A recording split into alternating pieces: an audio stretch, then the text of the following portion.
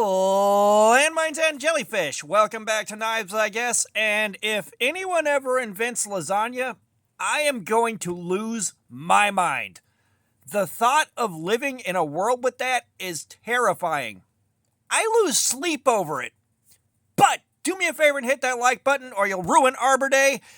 And I just bought the cheapest knife on Amazon. So if you're new here and you haven't seen these before, occasionally I like to hit Amazon, search pocket knife, and then sort price lowest to highest. And I'll look for the cheapest pocket knife I can buy that has what I need on it, a pocket clip, and at least carryable. There's a lot of stuff that shows up, little keychain knives for $1.99, but they'll have like $12 shipping on it. No, the cheapest thing we can get, shipping included. So, this one was $4.99, and it was tied for last place with the Brilly Rare that we've already carried. So, this brings you and me together in this point in space and time. Now, let's take a look at what we're holding, because it'll bother you if I don't, and you know I love you. So, first things first, and most importantly, the pocket clip is tip up, which is the Lord's carry. We have got what I'm assuming is a stainless steel frame on it. I don't think it's aluminum. We got a flipper tab, so let's flick the bean. There's our first problem. The detent is an issue. But this is an Albatross, and it was full price, $10, marked down to $4.99 on sale, so I had to jump on it. Now, we have looked at some cheap Albatrosses before. Albatross does make some good stuff. All right, let me say this right now. I'm not totally bashing Albatross as a brand completely. They make some good stuff, like we've got the FK055 right here, and this is a great knife. It's D2, it's well made, it's well priced. It's got a beautiful grind on it, like the D2 on it is solid, and it's like $40. Like, they make good stuff like this.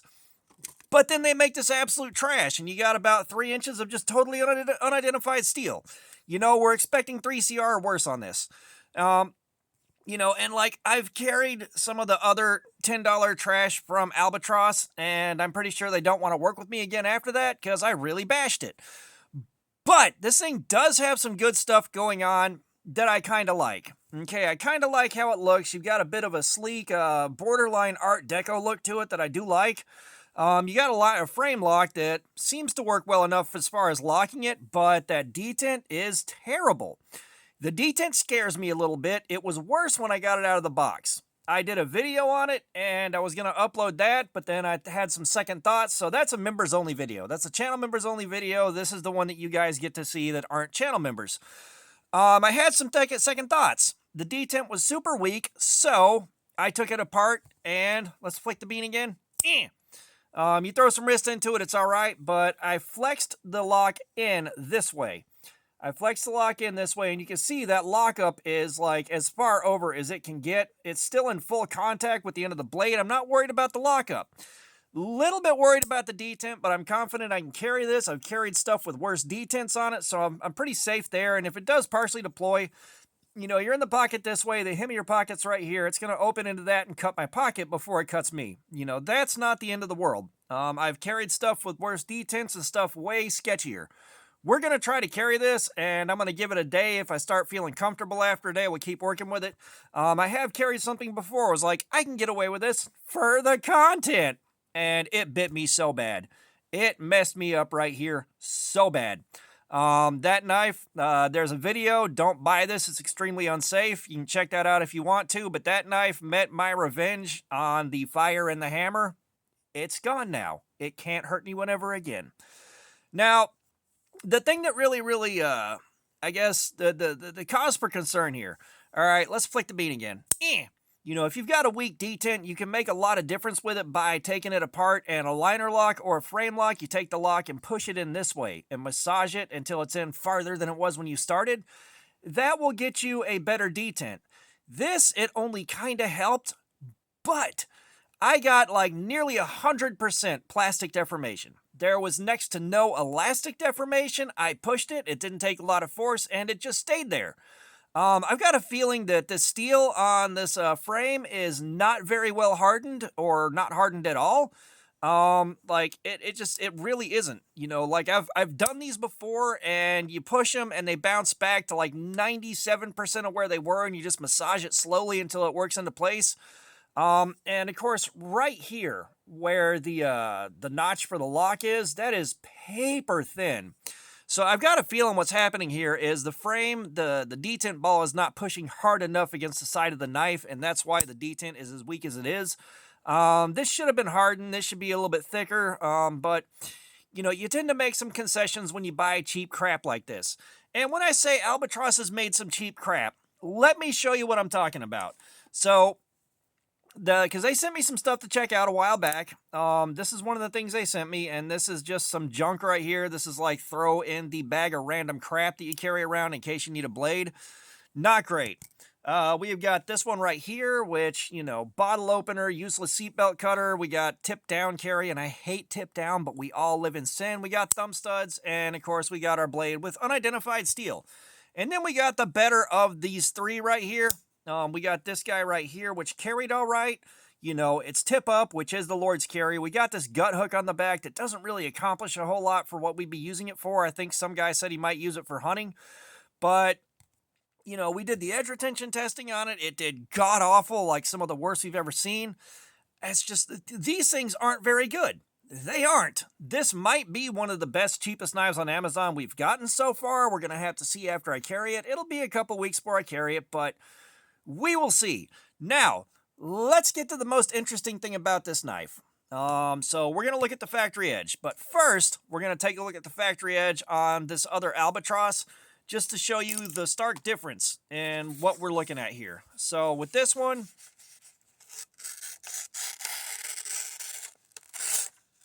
you know, we're actually getting something resembling a cut. Let's try this one. You know, it's not biting in and cutting at all. There we go, we got a bite. This one, however, way smoother cut. Way smoother. And it's not going to cooperate because I'm under the camera, but, you know, way better, way nicer, way smoother cut. The factory edge on this is actually acceptable.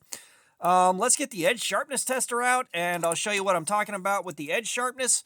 The factory edge is decent. You know, it is quite passable. This is probably one of the best factory edges I've seen on one of these cheapest knives on Amazon so far. The one that got annihilated with the hammer, that one I think had a sharper factory edge, but God, man, that was such a bad idea to try to carry that one. God, it was such a bad idea. You'll have to go back and look to see what I'm talking about. Like, the video, just watching me try to open it to show you how bad it is, induces anxiety. But what this does is it measures the amount of force it needs to, in grams, to cut through the wire on this test clip. The lower the number, the better. And, let's take a look at this. 212. So 212 is a decent number. All right, when you hit the 140s to 120s, you got a really good edge. We've been seeing a lot of stuff with factory edges that are higher quality than this. Like, higher quality knives come with 250s that do great. They work just fine. So the 212, that's not too bad at all. You know, that is not bad at all whatsoever. So, you know, like, there's a lot of good going on here, and the only thing I hate right now is the detent or the lack thereof. If you don't preload it pretty hard, that's all you get.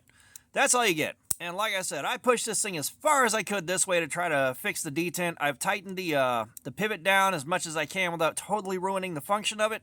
So, like, you can, with a little bit of wrist action and some preload, get it to work.